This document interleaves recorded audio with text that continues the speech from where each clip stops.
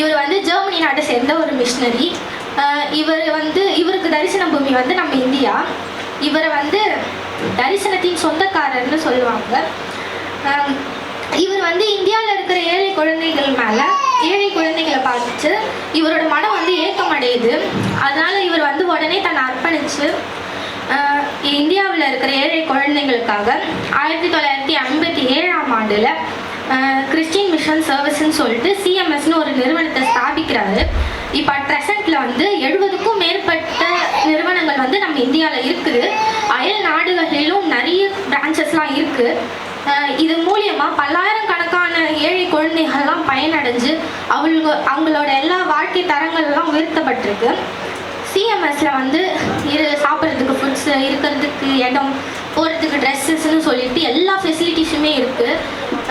இயேசுவை பற்றி அறிஞ்சிக்கிறதுக்காக காலை மாலை தியானங்கள், ஜப ஜீவியங்கள்னு சொல்லிட்டு எல்லாமே நடத்தி இயேசுவின் அன்பை பற்றி எல்லா ஏழை குழந்தைகளுக்கும் எடுத்து சொல்லியிருக்கிறாரு. எமில் ரிச்சர்ட் வந்து பாதை தெரியாமல் இருக்கிற இந்திய நாட்டு மக்களுக்கு பாதை காட்டி இயேசுவின் அன்பை பற்றி சொல்லி பரலோக வாழ்வை குறித்தும் சொல்லி எல்லாருமே நல்வழிப்படுத்திருக்காரு. சிஎம்எஸ்ல வந்து நிறைய தலைவர்கள்லாம் உருவாக்கப்பட்டிருக்காங்க. பெரிய பெரிய பாஸ்டர்ஸ், பெரிய மிஷினரிஸ், அதுக்கப்புறமா நிறைய ரைட்டர்ஸ்ன்னு சொல்லிட்டு நிறைய பேரோட வாழ்க்கையெல்லாம் உயர்த்தப்பட்டிருக்கு. நிறைய பேர் இதன் மூலிமா பயனடைஞ்சிருக்காங்க. சிஎம்எஸ் தான் ஏழை குழந்தைங்களுக்கு வந்து கனவு எல்லாத்தையுமே நினைவாக்குச்சு.